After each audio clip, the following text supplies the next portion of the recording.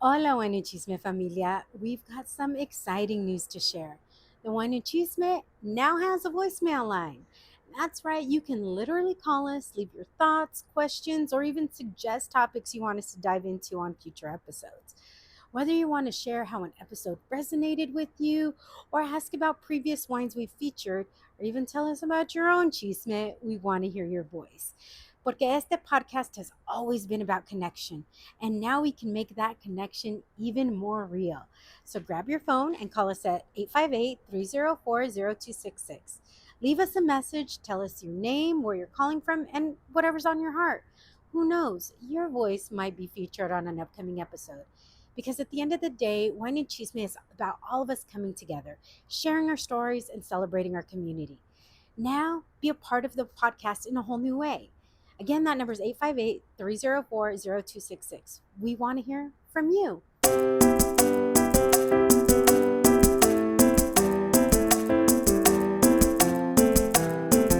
Hola, hola, mi gente. Welcome to another episode of the Wine and Chisme podcast.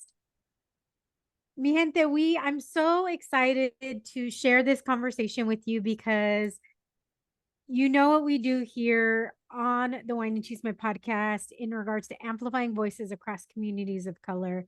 And we love to share others who are doing the same. So I have Cynthia and Jeanette from the Taboo Talk Latina Edition pod. How are you doing today, ladies? Good. Thank you so much for having us. That's such an honor. Thank you. Well, like I said, I was super excited when everything came in and I'm looking and I'm like, oh my gosh, they do such similar things to what I do. And first of all, it's beautiful, just synergy, right? But also, I think it's so important for us to continue to uplift and share and amplify one another, even if we are doing similar things, because there's enough room for all of us to win. So I thought that was super important to have you guys on here as well, just to highlight that, right? And also, guy can't talk apparently, and I haven't even had a sip of wine yet. I was gonna say, did you have some wine? No, I just poured it, but I have not had any yet. But just in regards to everything else that we're going to talk about. So I'm going to just read what you guys do very quickly, and we will we start with the wine and then we'll get into the chisme. You got it. Taboo Talks Latina Edition is a podcast and community where Latinas come together to break taboos, share real stories, and empower each other. Hosted by Cynthia and Jeanette, they're about all honest conversations, cultura, healing, and unapologetic Latina power. Love it. Yes. So like I said, we always start, and I don't know if I didn't even ask if you guys are drinking anything today, but if you are, please share whether it's water, wine, cafe, what you got in Mine that is mug. water. Mine is cafe. Oh, see, look, I tagged them all. Water, There you wine. Yes. I got the wine, water, and cafe. I got it. We got it all. Do you ladies enjoy wine at all? I do. I do. What? I just actually ran out. I enjoy so much, it's gone. Yeah, but I do. And I Drink feel like it. it's good, especially like, occasionally, but like once a week just to disconnect. Yes. And what about you, Cynthia? Yeah, I was gonna say I drink it. I'm more of a cocktail girly, Mm, but I don't mind a glass of wine here and there. yes. You know what? I used to be a cocktail girl. I mean, I've enjoyed wine for years and years and years. But really, obviously, since doing the podcast, I've just really kind of almost exclusively shifted to wine. I'll have other things here and there, but it's just, I enjoy it so much more, even more now. But so I'm going to introduce you to, and I had it sometime during last year as well, but this is my last bottle and it's called Tomalo Frio from Para Wines. And Oh, it's this teeny tiny bottle and it's a red wine blend with hibiscus and cinnamon. Oh, I love hibiscus tea. So Para Wines is based out of Oregon, and it was something that he tried, and he actually does suggest to add ice to this one. Oh, wow. So It's like sangria, just without the fruits, right? Like it gives Yeah. kind of. So, and I'm drinking it out of a 6 soles glass, 6 soles wine. So, repping too, right? So salud, ladies. salud. Salud. And over here it's hot. So this is like a perfect, like, I usually don't drink a lot of red wine during the summer unless it's like evening time. But this is like a nice, beautiful, perfect um like summer wine that you can have with some ice and enjoy the day and all of that. So Well, I'm gonna have to try it out because I'm in Miami. Yeah. So weather, it's hot all year round, but and it's hot and it's humid, girl. When I go there, because I have naturally curly hair. I haven't pulled back today, but anytime I'm in Miami, it's like it's like ends up 5 times the size because of all that it's why humidity. it's so discouraging to go here. I went to the salon on Monday to do my hair, and I felt like, why did I even do it? The minute I stepped out, it was freezy again, like if I never went to the salon. Well, I'm gonna say I was gonna compliment how good your hair looks, and I know. we have another curly girl I here had it in a too. bun since, and then I just put dry shampoo, and I'm like, let's do this. You're like, it's just gonna be in a chongo for the rest of the time. Well, I actually, speaking of that, I do because you're from Cuba, right? I was born and raised, your family's Cuban. Okay, your family's Cuban, and Cynthia, your family's Dominican. Yes, Okay, Dominican. my family's Mexican. So, see, I always joke because I actually have a ton of Dominican friends, and they're like, every time I do it always leads back to other Dominicans, right? And they're like, you're just an honorary Dominican at this point. Yes. It's not even I a love it. Hey, I love it. I love it, right? Like it's just, amazing, especially when I'm in New York and even anytime it's just so interesting like how many Dominican like Caribbean people that I end up having on the podcast. Obviously, it's about amplifying voices across communities of color, but I want to kind of shift everything to both of you. So whoever wants to start, um, please introduce, like maybe just say your name for the first time so people understand whose voice is who, right? If they're not watching this on YouTube. But I would love to hear being Cuban in Miami. Cynthia, where are you based out of? Are you based out of Connecticut? Yeah, I'm in Connecticut, but born and raised in New York. Okay, so I would love to hear and I'm born and raised in California in San Diego. So wow, beautiful. Wow. obviously where we're born and the Latina culture that we end up in is very much affected by where we grow up, right? So I would Yeah. love to hear from each of you how you grew up, seeing yourself, seeing your cultura from your eyes growing up in the area that you did.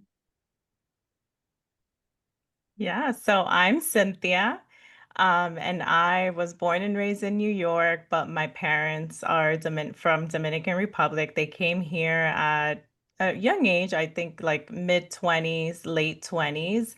Um, and in my household, the culture was very alive. For my mom and dad, you can only speak Spanish, like no English. So my first language was Spanish, and then I learned it on later on in school. And yeah, the culture was very alive, the food, the music. And then in the summer, she would take me and my brother to Dominican Republic to stay the entire summer with my grandmother. And we would have like a blast. And now that I'm older, I'm like, I'm so glad that she did that because I was able to like really immerse myself in the culture, whether it was like the food, the music, the language. So yeah, I grew up there. I'm not sure what else. What about you, Jeanette? Hi guys, I'm Jeanette. Born and raised in Miami. My family is Cuban. My mom and my dad came to Miami right before I was born, so a year prior.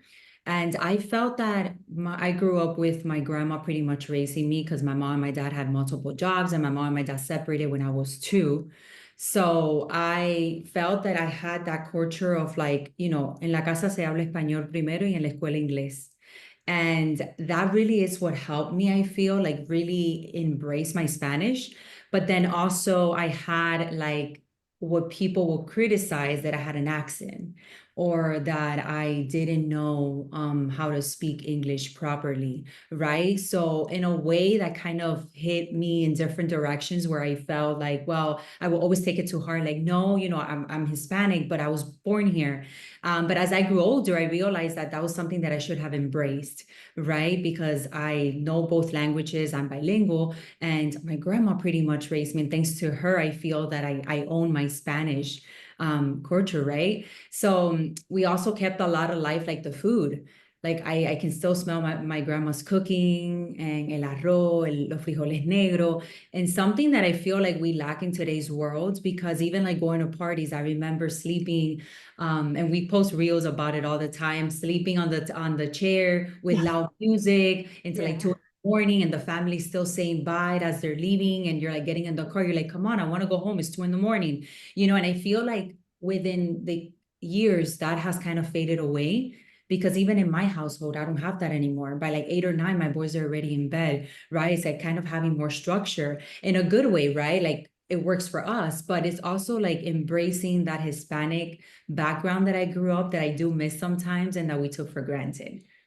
I love using alive as an adjective.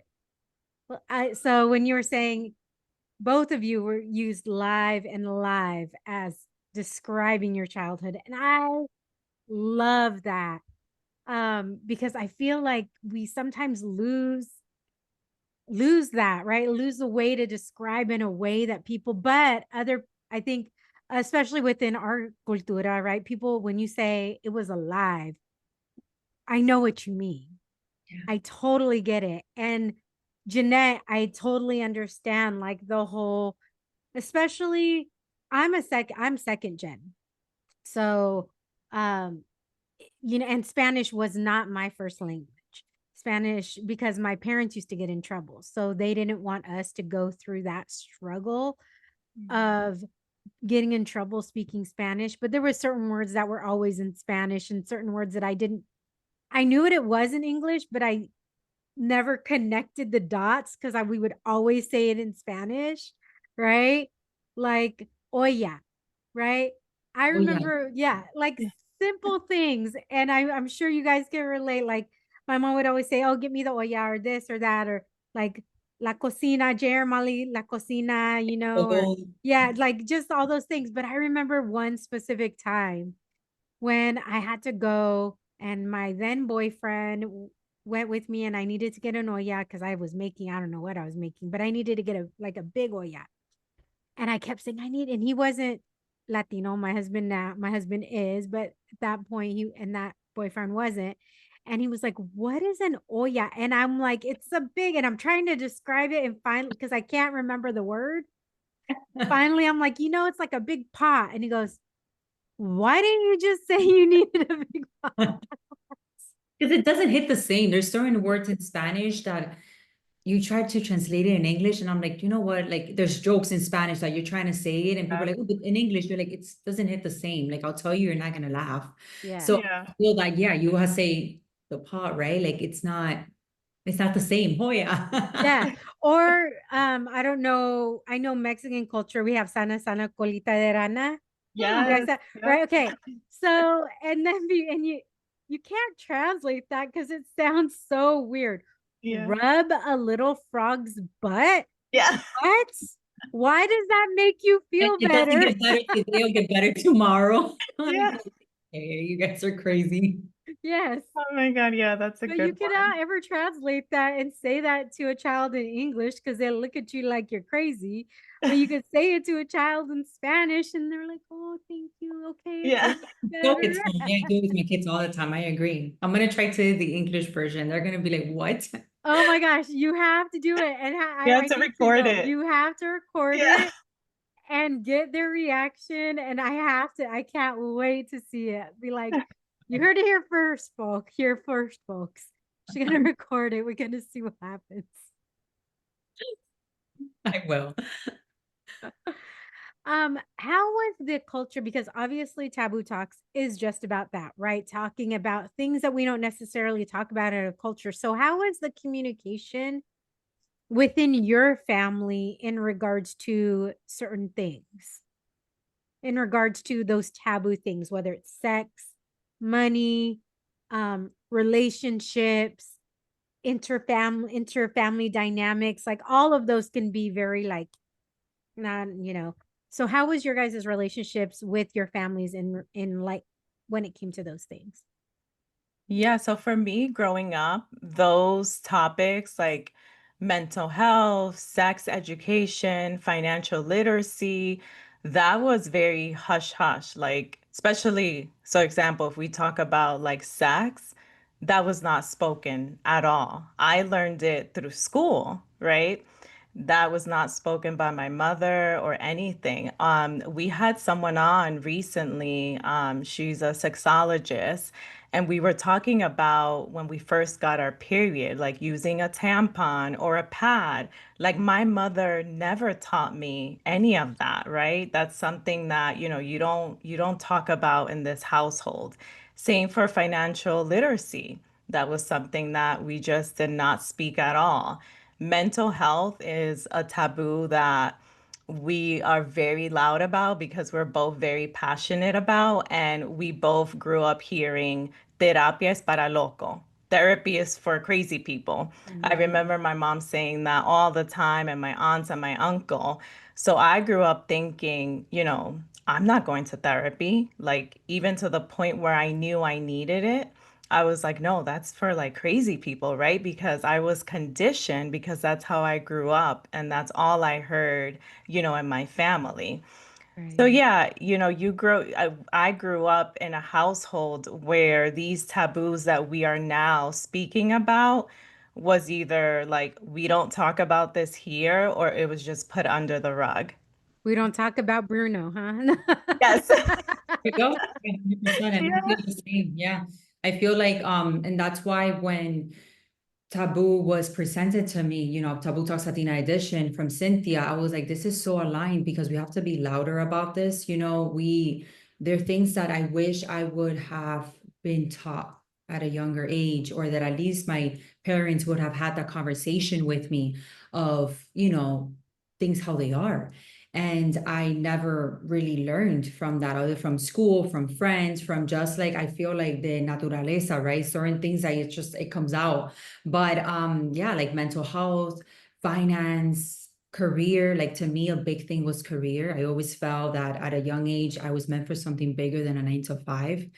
And I felt that I had to follow a career expectation from my family, of like some of them are nurses and doctors, or like find a 9 to 5 and then graduate from a really good career. And then you have to do that for the rest of your life until you retire and live off your 401k. And that was like something that I felt we all grew up with in the back of our mind, that there's nothing wrong with that if that's what drives you.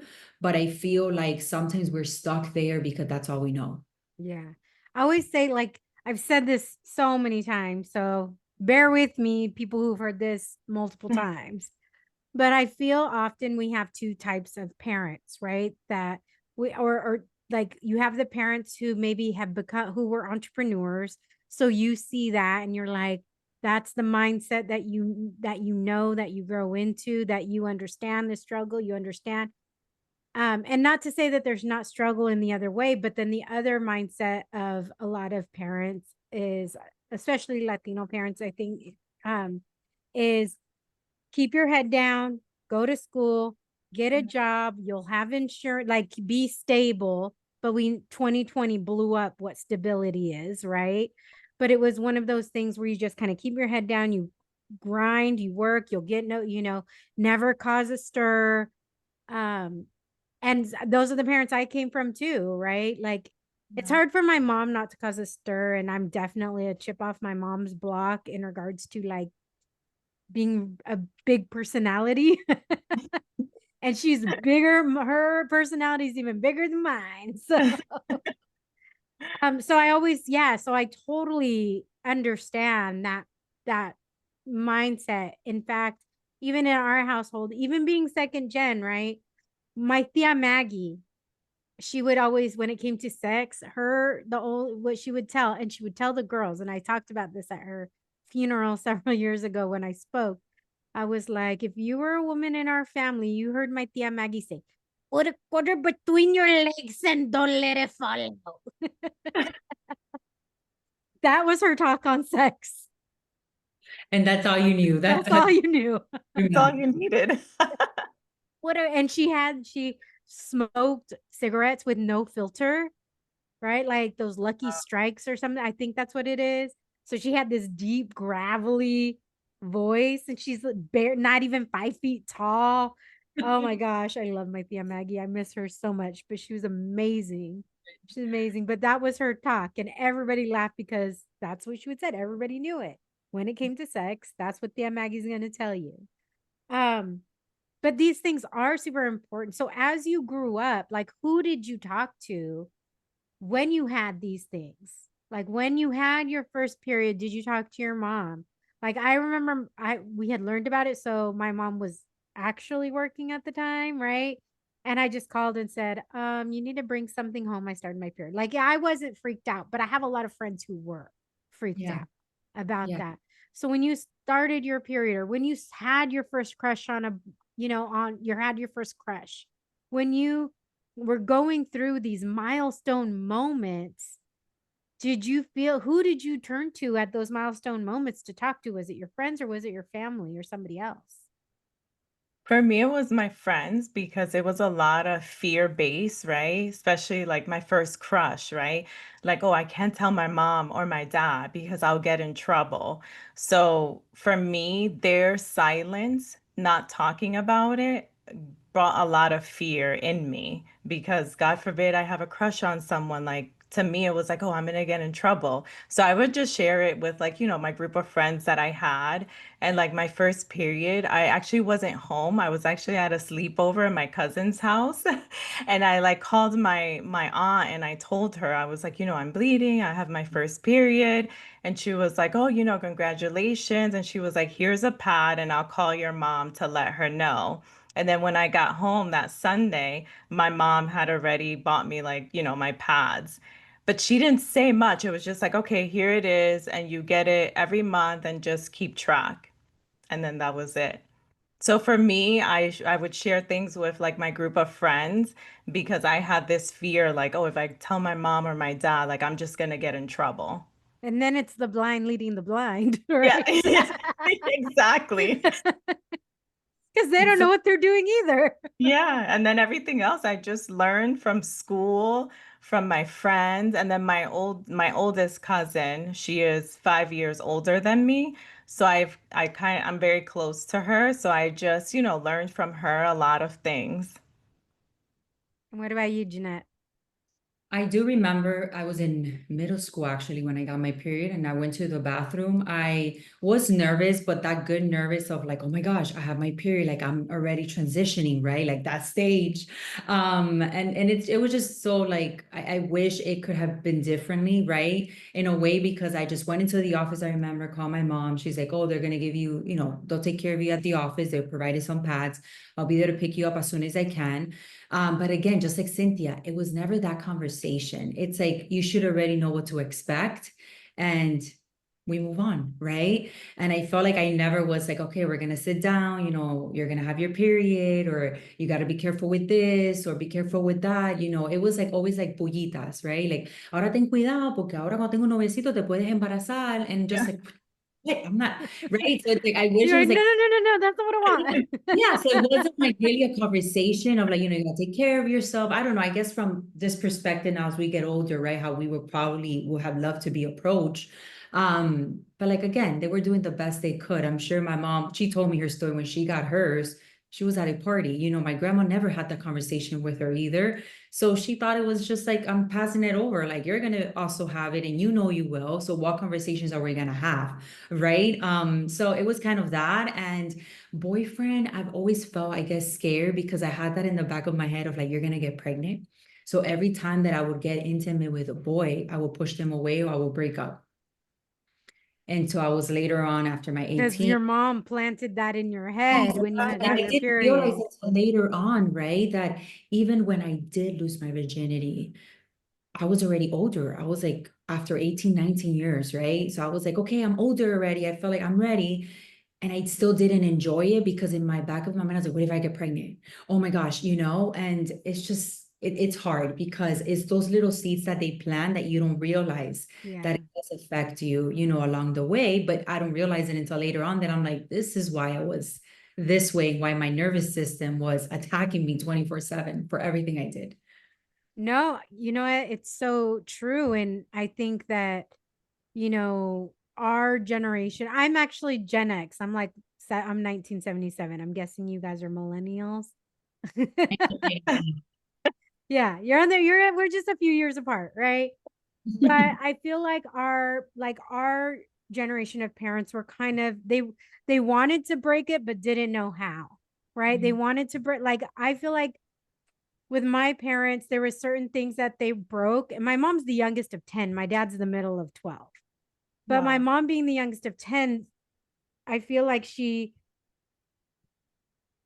got more love than some of her other siblings being the youngest, but also there was a lot of things that she didn't get and that she saw she was maybe getting from her siblings that she wanted to pass on to us. And I remember my mom saying like that my grandma was not a very affectionate person. She was not like that with me. She was uber affectionate, right? But my mom said she didn't want that to be what she passes down to her kids because she craved it. And the Mm, fact that she could even say that, yeah. I was so impressed. She was like, "No, I wanted your grandma to hug me. I wanted her to." And so I knew when I had kids, she's like, "I didn't want you guys to ever feel like you were lacking of that. Like I wanted you to know you were loved. I wanted to hug you and kiss you all the time." Um and so, but then there were other things that were very like traditional, right? Of you can never move in with somebody unless you're married. Girl, ladies, Yeah. the first time I ever moved in with somebody is with my now husband a year before we got married. Same here. The first time I ever, just because that was always in my head. And I had even asked my parents one time, like, would you be upset? And my dad was like, and I was living in Texas at the time. And he was like, you're grown. I don't know what you're doing there. You can do whatever you want. He was like, I don't even know what you're doing in Texas. So I can't tell you what to do. You could be living with somebody right now. I don't know. What do you guys have kind of similar experiences in regards to something like that? Because I feel like all of those things are forming what you and leading up to taboo talks, right?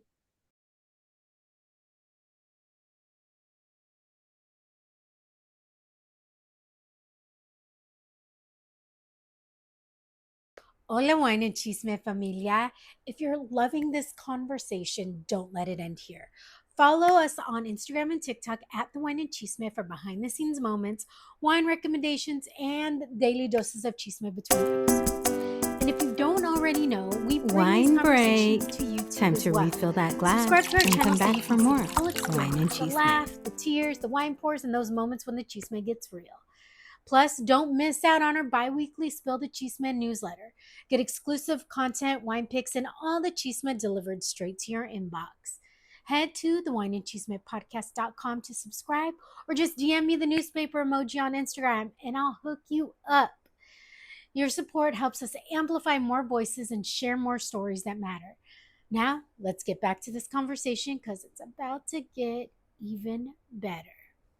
Yeah, 100%. So for me, my cousin got married when she was 18, right? And I grew up in a household where it was like, you finish school, you get married, and you have kids. because I saw my cousin doing that at a very young age. For me, I was like, oh, so I guess I'll do the same, right? I'll get married, have kids, and then that's it. That's my life. So my first boyfriend, we hardly knew each other, got engaged less than a year, and then got married within like 2 years. Oh, wow. How Yeah, old were you? I was 19. Ooh, girl, you I were know. baby. Yes. And I didn't, now I look back and I'm like, that's crazy because I didn't even know who I was. Like, I didn't know what Cynthia wanted. But I was doing that, like you just said, because that was the conditioning, right? That's what I saw. I saw my cousin do that. So I was like, oh, I guess I'll do the same. So, I went into this marriage not loving him because I didn't even love myself. I didn't even know who I was. So, we were married for 5 years, 5 years, almost six.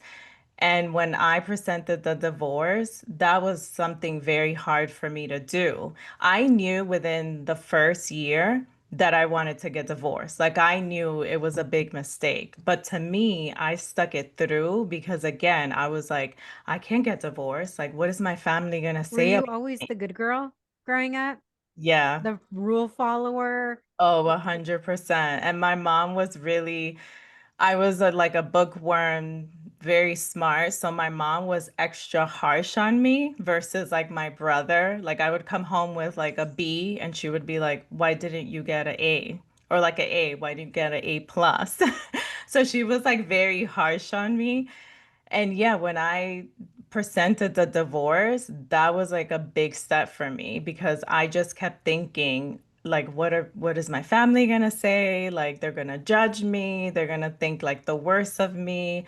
So those two things for me was definitely something that I grew up seeing and I just followed along. I was like, well, I guess this is what I do, I'm 18, I get married and then have kids. So What crazy. about you, Jeanette? That's crazy. That's crazy. I mean, like, but I understand, if you don't have anybody talking to you and you're kind of, you look up to your cousin so much and you want to emulate her and you're following this path that, you know, obviously you learn from it. We always, take something away, but man, I can't imagine. Can we just normalize not even getting engaged until you're in your late 20s and not getting married until Yes. you're in your 30s? And because I feel like once you do, it's like that rush of like Cynthia just said, now you have to plan kids, right? Because that's the first thing they ask you. And then you're already like, well, I want to rush through it. And it's like they don't get to really enjoy the season of boyfriend transitioning to being engaged to marriage. Like it's like we're in a time zone, like in a time frame that things need to get done in a certain order.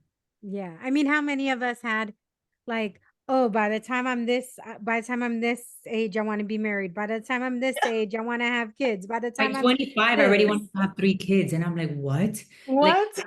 it's so you crazy. wanted to have 3 kids when you I have were 2 boys younger. actually. But yeah, by 25, I already had like I want to be married and I want to have a career. And that was me like thinking back in middle school. It's so crazy, right? And it's because of the things that I watched growing up and Disney Channel and you see all the girls, with their girls in high school and then dreaming big and you're like, I want to have that.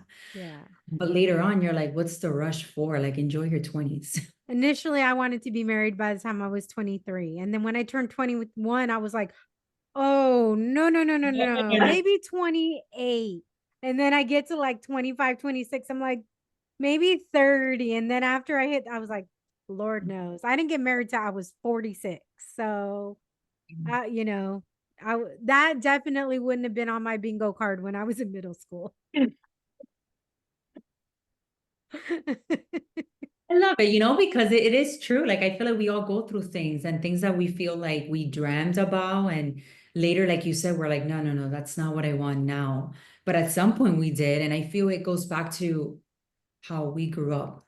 Like Yeah. if a lot like the environment, the people we surround ourselves with, all of that takes a big effect on how we dream and the things that we envision for ourselves. Well, speaking of people you hung around with, I would love to hear what you dreamt of when Like, because obviously the things and our aspirations, they're influenced by our family and when we're young, right? When we're young, they're definitely influenced by our friends, the environment we grow up in, to think, to even have the audacity to think a certain way, right? Um, and obviously, if you feel like you can have support from your family. So, what are the things that when you guys were little, what were the things outside of family that you dreamt of for your life? Mhm. So when I was little, I must have been like 5 or 6. I wanted to become a teacher. Like that was like my ultimate goal. And I would like line up my dolls, and I made my mom buy me like a chalkboard, and I would I would like teach them, and I would do that every day and till probably I was like 10 or 12, and you would ask me like, what do you want to be when you grow up? And I was like, a teacher. And then, of course, life went on. And then when I went into college, like late teens, I wanted to become a journalism. And my thing was like, I love storytelling, and I think there's so much power in storytelling. So I was like, yeah, I want to become like a journalism because I want to hear like other people's story and journey and walk of life. So those were like the two major things that I always like dreamt of. And what about you, Jeanette? There's a reason I'm asking this. So, For me, it was the entertainment industry. I wanted to be a singer. And growing up, it's something that like I would look at Selena Quintanilla, rest in peace, my idol. And I remember my mom bought me the purple outfit that oh, yeah. way, and I will always do like her dances, and I memorize her songs. And to me, it was also because I went through some trauma when I was growing up, that music was a way for me to disconnect from the real world, right? So when I felt I was singing or I was writing music, I had like this disconnection that I wasn't feeling what I was feeling at the moment, right? So I've always felt like the entertainment industry was like my getaway. And I did pursue it for some time, which it was the music, the acting, modeling. And that's when really the entrepreneurship came of like, this is what I love to do. Maybe it's not what I do forever, but it's taking me in that path. Well, the reason I ask is because I've been having these conversations with people in regards to like, what was your dream when you were little, and how so often when people, when they get a little bit older, maybe that's not the dream they pursue, but how often they end up back at their dream. And what you just told me, you both ended up back at your dream because what you're doing from your side, Cynthia, from having the podcast is teaching people and telling stories. So the Mm, two things you wanted to be, you are, just took a different form, right? yeah. And same thing with you, Jeanette. This is also entertainment, right? What you're doing is entertaining people in a way that is able to teach them and tell stories. Yeah. So, and the reason I wanted to bring that up is because I think so often when we become jaded as we're older because the things that have happened to us, the traumas that we may have experienced, the hurt, like all these different things, just life, right? But when you let go of what everybody thinks you're supposed to be, oftentimes we find our way back to our childhood loves and passions. Mm, Yes. Mhm. And I just don't want you guys to forget that. I want you to remember what those dreams are. And I just wanted to highlight that you are doing it just in a mm. different way that maybe you never thought you would. That's Thank beautiful. you. You're gonna make me emotional because I never thought of it that way. So thank you. That was a beautiful reminder. You know what? I must be on fire today in regards to the way You I'm are. Is transitioning that the because wine? Is that the new wine? Yes, it's a wine. I haven't seen you take a sip yet. I've taken I've seen several. her. I'm No, no, sitting here. I've I've seen taken a her. few. She's I'm Thanks. not just fine. taking it. Well, you know what? I was having like earlier this week, I was having a moment of where I was kind of in the fog. I was feeling really lonely and everything. And I had to remember myself because being an entrepreneur, being a solopreneur, and even you, both of you, you live in different states. And I want to find out how you guys even met. But and so yesterday I took myself to where I needed I got myself out of the house, and I'm a super extroverted person. So I need to get energy from other people. I love my dogs, but it that just doesn't do all day, right? So it just made, I think it just gave me clarity. So I'm able to like see certain things right now. I need to go do that more often. But I need to, beyond that, I need to know, how did you guys meet? You're in Florida, you grew up in New York, you live in Connecticut. Like, how did this connection happen? So I'll take it from here since it starts pretty much with starts my way first. So a little background, I have a women empowering community. I started a couple years ago because when I was shifting through the identity shift of motherhood, I felt lonely, I felt disconnected. I felt an identity switch from like the entertainment to motherhood to what do I do now, right? Like I felt lonely. And I built a community because here I couldn't find it, that I felt that we can share stories, we can connect, we can heal. And that was the birth of Rooted in Her. And with that, because Taboo Talks has been my main focus, I had the podcast. And I still tell Cynthia, I don't know how we came across each other. I don't know if it was from a Facebook group or Instagram, but I just remember reaching out to her and something inside was like, she has a powerful story. And I reached out to her. She's like, oh, yes, I'd love to be on. Thank you so much. And I had her on my podcast.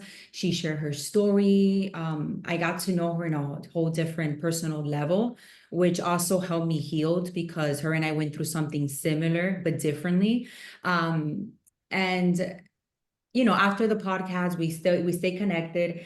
And Cynthia tells me, by the way, I have something that I want to discuss with you, a vision, something that I want to do, and I want to get your thoughts. And I'll let you, Cynthia, take over because now this is when you come in. Yeah. Yeah, so a little backstory. So before I connected with Jeanette, I had my own podcast, which I has been in my heart for the past like 5 years, right? And of course, right, we all get imposter syndrome. I'm a perfectionist. I'm working on that. Jeanette is helping me work on that. And I was Progress like, over perfection, girl. I Progress over know. perfection. That's a reminder every time. And I was like, oh, I don't have the right mic, the right setup. I would just like ignore it every year until finally I was like, you know what? I'm just going to start. I don't know my niche. I don't know what I'm going to talk about, but I'm just going to start. And I'm just going to start inviting people to share their stories, share their journey. And we're just going to have a conversation. So I started my podcast. It was called The Glow Up Social Girls. And I was inviting different people that I just was meeting on social media. And I came across Jennifer Maria. She is a content creator who is like comedian. She does Latina moms be like, she's Dominican. And I've been following her for a while. And I was like, oh, I would love to have her on my podcast and just for her to share her story. And I was like, oh, she has like Who a big was it again? Who following. did you have again? Jen? Jennifer Maria. Okay. She does the Latina moms be like, Oh yeah, no, well, like, just because my friend Jenny Solario does like similar things, and I heard Jennifer, and I was like, I don't know if she goes by Jennifer. She always goes by Jenny. So I was just like clarifying in my head. yeah. So I was like, I don't know if she's gonna even answer me. Like, she has a big following. So I was like, oh, I'm just gonna go for it. So I DM'd her to invite her to my podcast. Within like 5 minutes, she replied, she's like, oh, I would love to. So I'm like, oh my God, great. So we get on the podcast and we start talking. We're both Dominican, so there was a lot of things that we were able to relate.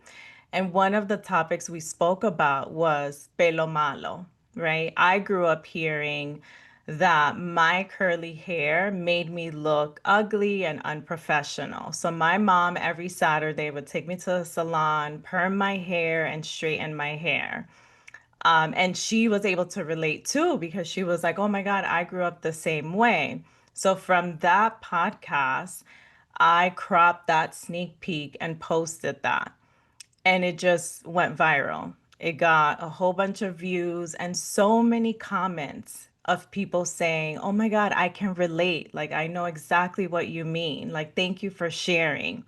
So then I thought, oh my God, this is like a taboo that a lot of us grew up hearing. And then I thought, what if I pivot and do like a YouTube where I just strictly talk about taboos that we all grew up hearing. And then I just invite different Latinas from all over the place talking about the taboos that they grew up. And then we just talk about it. So that was like in the back of my mind. I was like, oh, that would be a great idea. I shared it with Jennifer and she was like, go for it. Like, I think you have something. Like, you should definitely do it. I wanted to have like a co-host. I didn't want to do it by myself. So I was like, oh, I'll just have it like in the back of my mind. And, as I keep interviewing people, I'm sure I'll find like the perfect co-host. And then along came Jeanette. And she interviewed me. And like she said, immediately, like we just had this connection. I almost felt like I knew her for so long. Like it was our first time meeting, but I felt like I knew her for years. And then I think within like a week or two, I presented to her the idea and the vision. And she didn't even hesitate. She was like, yeah, let's do it. Like, let's start. Did Like, you what do we have sleep to on do? it? I was like, what is there to sleep on it? Let's just run with it. She's okay. And no kidding, within like second, she's like, okay, so we're gonna open social media. This is the Canva, this is the thing. And I'm like, whoa. I'm like, but it was amazing because I She feel was like ready. She really was ready. action, right? Because that's things that we wait on. We're like, okay, well, we'll wait until next week. Okay, let's see what happens. And then that turns into never. So I'm glad she did that because that's what got us here today of pushing forward and just making it happen. Oh, yeah. I mean, I think that's what so many of us do, right? We wait, we wait.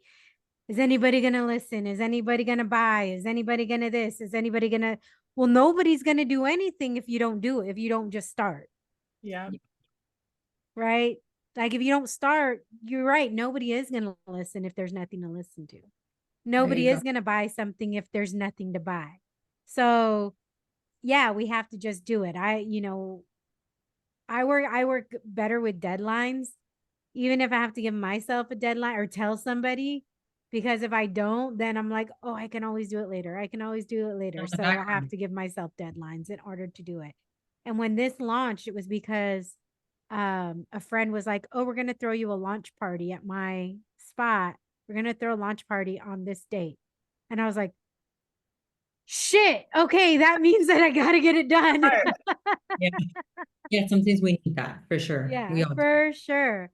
Well, you guys Yeah. talk about, I mean, obviously taboo subjects. You talk about burnout, you talk about finances, a lot of similar things that we've talked about sex, you talk about humor within our community and body image within our community. What are the things, like, obviously you guys are still just, in your first year, in your first, several months and everything. And what are the things that you guys are looking like? What has been the most impactful that you think so far? All of them have impact in their only ways, but for each of you, what has impacted you maybe together or separately so far on this journey? And what are you guys looking forward to next? Like, what are the issues you want to tackle next? I think the most impactful thing for me is that when we start recording and when we end, the guest is always like, oh my God, like, thank you. Thank you for inviting me to your platform and for letting me speak on this topic. Like, I really needed this. It's something that they needed. So I'm just so glad that we're able to provide that platform. And then the comments that we get and the DMs and the feedback is always like, oh my God, thank you for talking about this. Like, I can relate. Like, I'm not alone.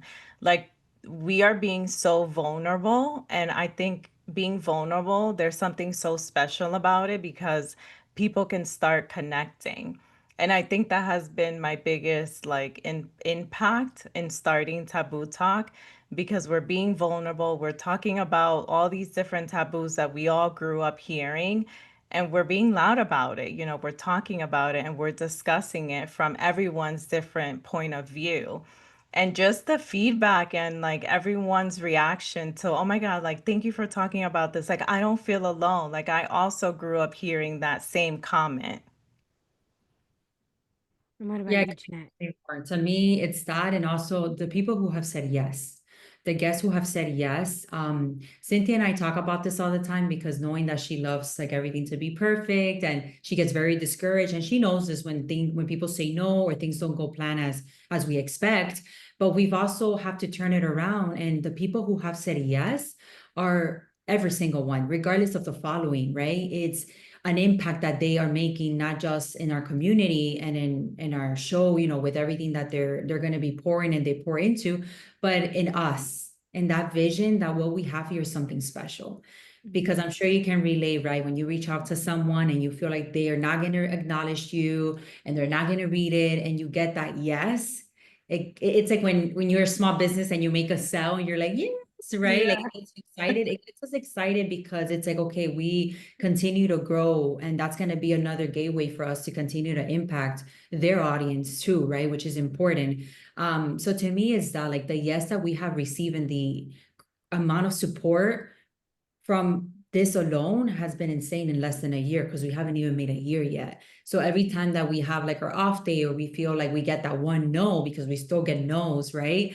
It's like we pat ourselves in the back like, hey, but look how many yes we've received so far. So it's changing that perspective that it's a pretty big deal what we've have done and accomplished so far.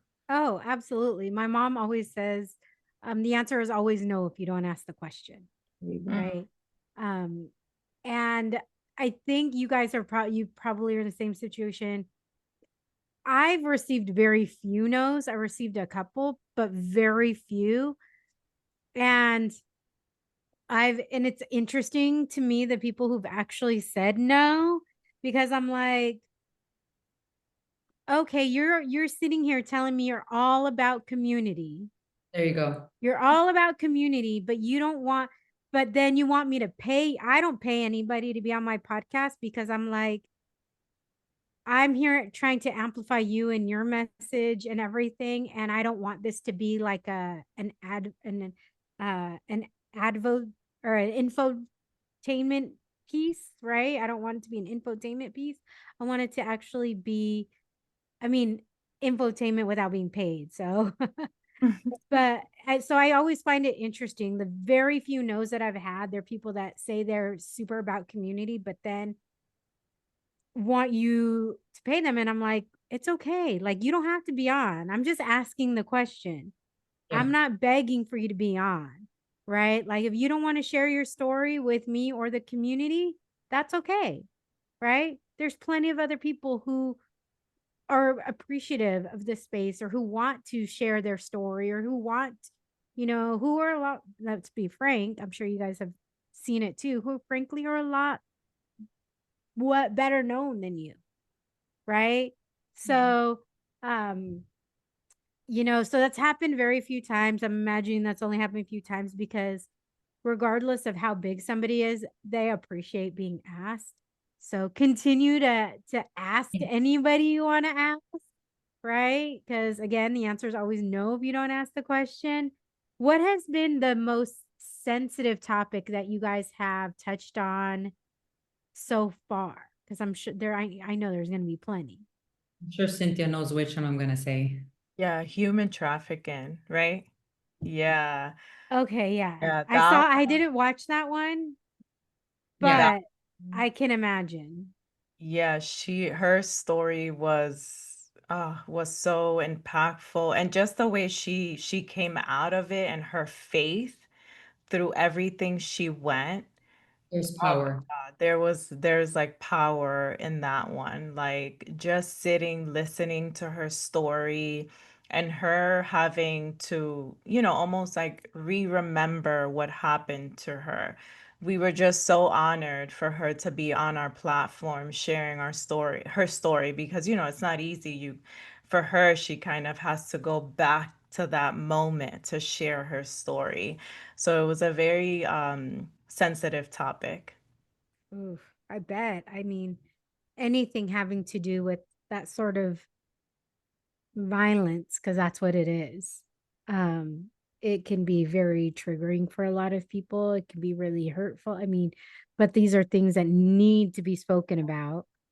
Um, and people need to know like how to spot certain signs and how to do certain things. So we're not just aware. And most human trafficking happens at the largest events in the world. So Super Bowl, any sports playoff game, the World Cup is going to be coming here. There's going to be a lot of that. So a lot of those types of things because they feel like they can move amongst all the people and because there's so many concentrated amount of people there that it happens a lot during that time. So I'm so appreciative of you. I've been wanting to do something. We did something the first season in regards to awareness, but I've been wanting to talk to somebody who's gone through that because I haven't talked to somebody who's gone through it. I've talked to other people from the other side who are helping to try and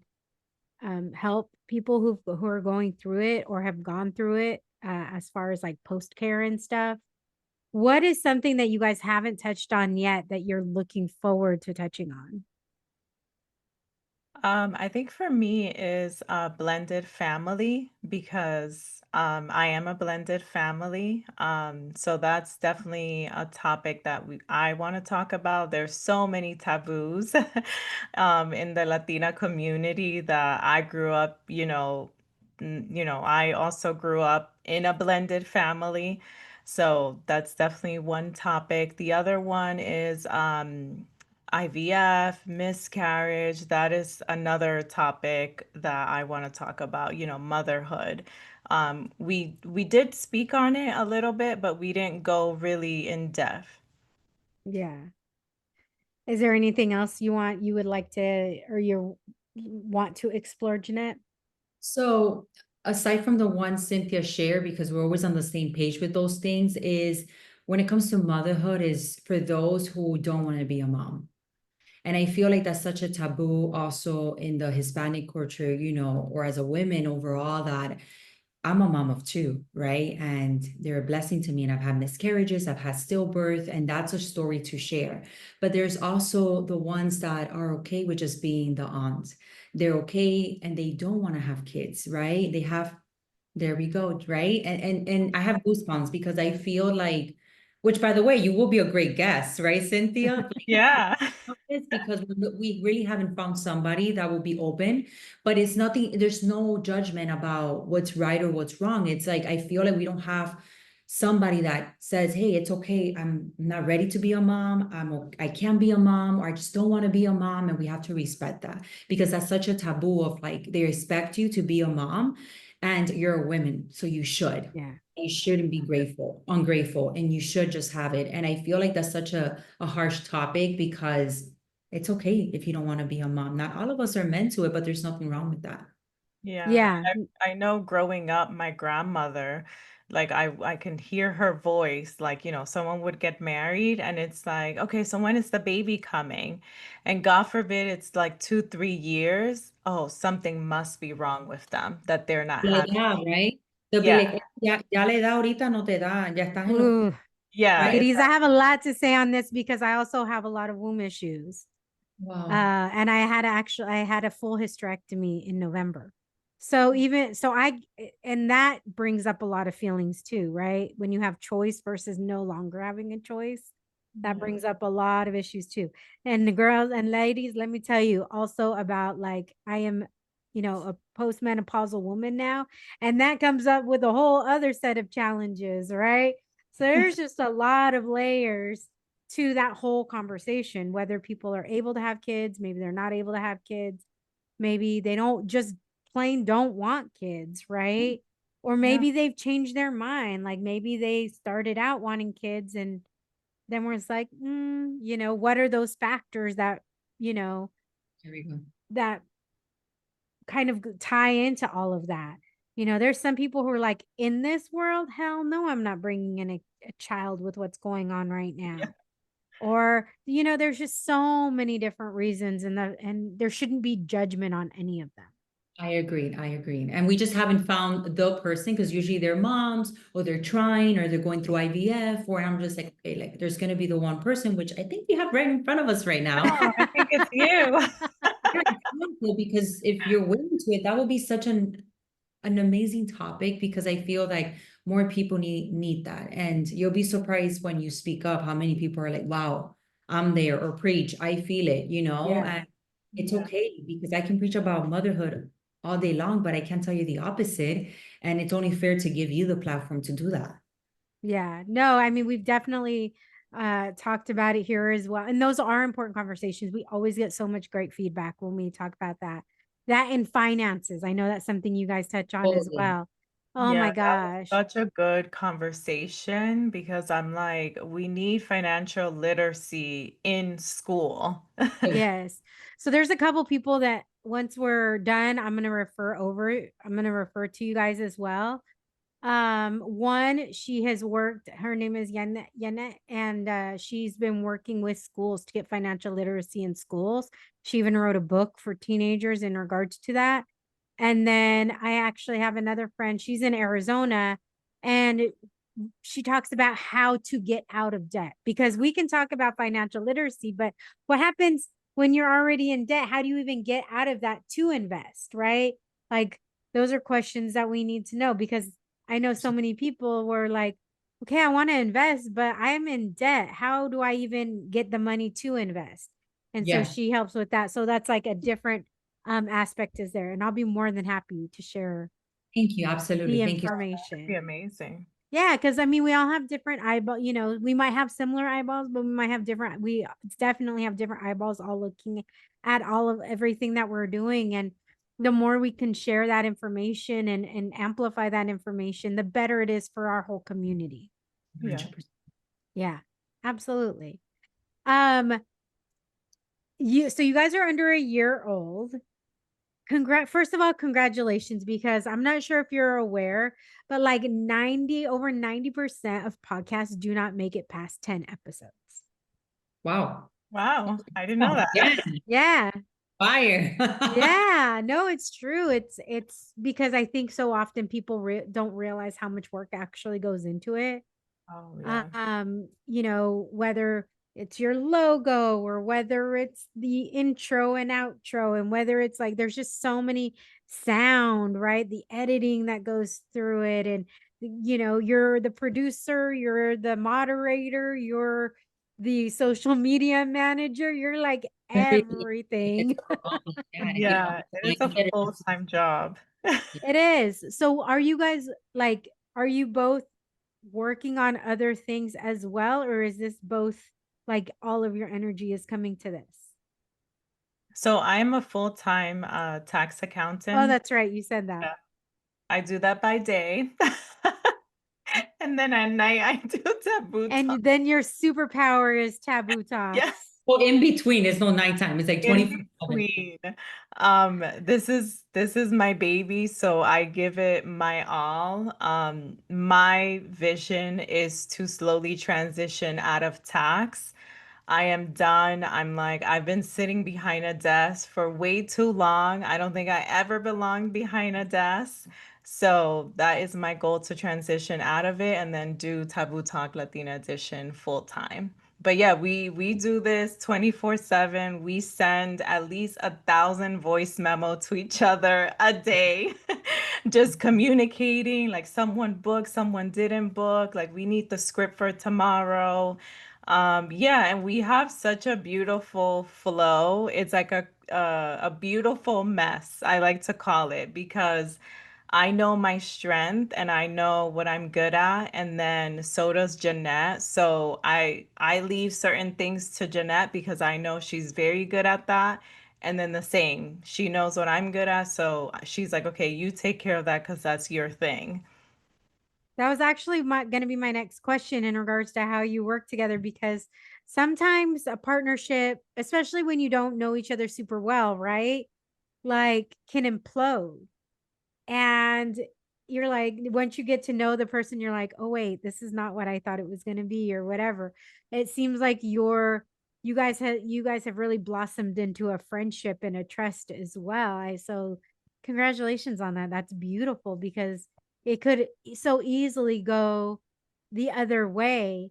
What has been the most difficult part for each of you? Because I'm sure there's been, maybe it's not exactly aligned in what has been the most difficult part, or where have you failed or failed forward in regards to this journey so far? Oh, that's a that's a Yeah, question. I think I That's think what I do. that's the wine. I think for me, like I mentioned before in Jeanette, I'm really harsh on myself. So oftentimes I go down this like rabbit hole, like when someone says no, I'm like, did they say no because we're doing something wrong, or they didn't like something that we're doing, or is it something? So I just go on this like really bad spiral. And I go in this like funk that can last like a day or two, and I just want to like just throw everything and be like, never mind, I'm not doing this because we got this one no. But Jeanette is always there, and she's always like, it's okay, like we got a no, but then look at all the yes we got. So she always like pulls me out of that. I think for me that's been the hardest part because I'm so harsh on myself. And for me, the quality and what I put out for me has to be high quality. It has to matter. If we're talking about a specific topic, like I don't take it lightly, the platform that we have. And it has its pros and its con, right? Because it's good, but then it's like relax, don't be so harsh on I yourself. feel like that's where we come together so well because I've been like, even before I had a big social media, when I was doing my entertainment, before I went through my mental health, like I was doing content creation for a living full time. Even before you see all the influencers now, I was making Right. social media. So I tell her there's a lot of things that I learn and things that I know when I'm going to step in that mattered and things that didn't. Like back then, to me, branding was a big deal. But then I also learned that perfectionism like can really kill a lot of opportunities and can just get you stuck in a position because until you don't have it perfect. And then sometimes you make it perfect, you're like, oh my God, I did it. And this is all the views that I got. And then when you post it, whatever, you get like 1,000 views or more, right? So I feel like we go along together very well because of that too. To me, one of the things is just learning how to balance once again, because I am a full-time mom. So I'm with my kids, present with them. Now they're in summer break. And then on top of that, I also have my women empowering events, my community, my mindset community. And now I'm a president for the Divas Local Miami chapter, which is also another mastermind here in Miami. But then on top of that is like mainly my taboo talks. It's like 100% everything that I pour into, right? So it's kind of balancing that and like I say, removing the hats like Cynthia does when she's working her 9 to 5 and then having to step into what we do. It gets hard and sometimes it can get overwhelming. But that's a good thing about understanding each other. And I feel that's important when you have a co-host or we have a business partner is understanding that of like, what are you weak on? What are your strengths? But also how can I support you when you're not feeling good? Or how can I back you up? Like I'm having a crazy day, I'm putting the kids to bed, and Cynthia's like, usually I will post. She'll be like, hey, I'll take over, I'll post, right? So it's understanding each other. So when we don't feel overwhelmed or get discouraged. And I think that's key too. When you have that backup, it makes a difference.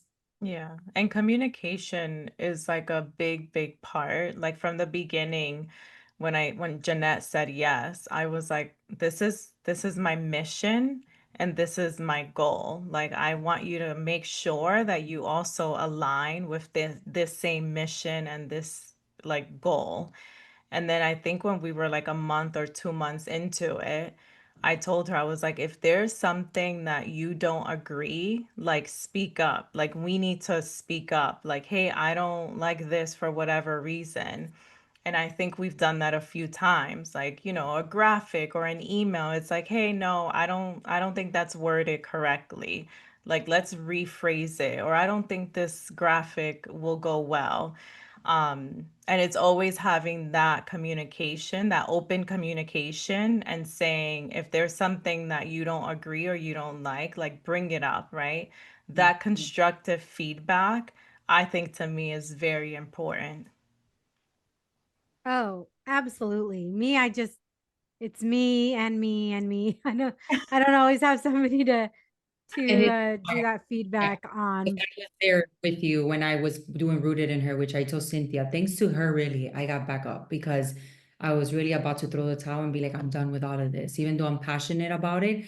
But it gets overwhelming because I feel lonely, plus hosting events, plus having to also, do the podcast and do the editing myself and then take care of the kids, my family, husband. I was like, no, I can't do this. But then it's always that little push of someone that it's like, yes, you can, right? But it gets lonely when you do it by yourself. So I can understand.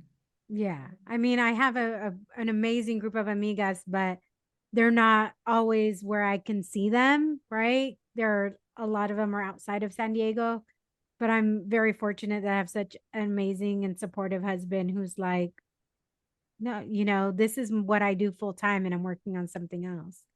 But he's very supportive of that, you know. And That's he'll all. be even more supportive once I bring in extra money, like when the Oh, money yeah. really starts coming. When it Coming. really starts coming versus the sporadic stuff here and there. I am so excited to continue to see like where you guys go, how you evolve. Um, and see who you continue to feature, because what you're doing is very, very important. We need to have these conversations. We can't stop having these conversations. um Thank you. and yeah, they may be uncomfortable, but they'll never get comfortable if we never talk about Yeah. Yes. it, right? Someone has, So and we're yeah. doing that. So proud of all of us. And you too. Thank you for providing this platform and having us here today. Like that means a lot to us. Oh, I'm so glad that we were able to connect. I'm so glad that you guys were able to come on, and so I could help promote what you guys are doing as well. It's like I said, it's super important. So mi gente, make sure on you, and you guys are on YouTube exclusively, right? As far as listening, are you on audio as well? For now, just YouTube, and we're on TikTok, Facebook. We have a Facebook group. And then we also have our Instagram.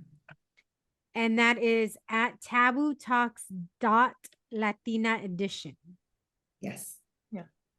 So look for them. I think I'm following you guys now, so you can go find them on the page.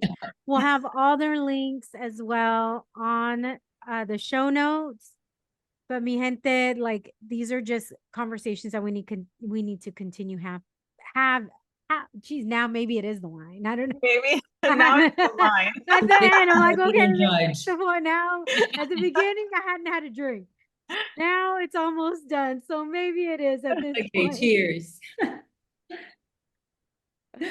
But go listen to Taboo Talks Latina Edition on YouTube. Go follow them on social media, and don't be afraid to reach out and share like, hey, I would love to hear something on this, or love to hear something on this. Yes. So the more that all of us know what you guys want to hear, the better we can continue to have conversations that you guys want to listen to. So, and thank you, Jeanette. Thank you, Cynthia. You guys are amazing. And until next time.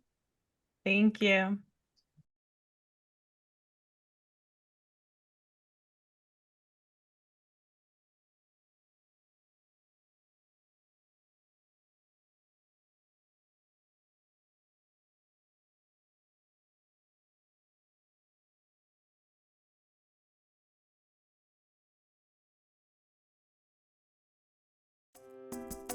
Hola, mi gente. Thank you for listening to this episode of the Wine and Chisme podcast. If you would like to hear more wine and more chisme, make sure to hit that subscribe button. Saludos.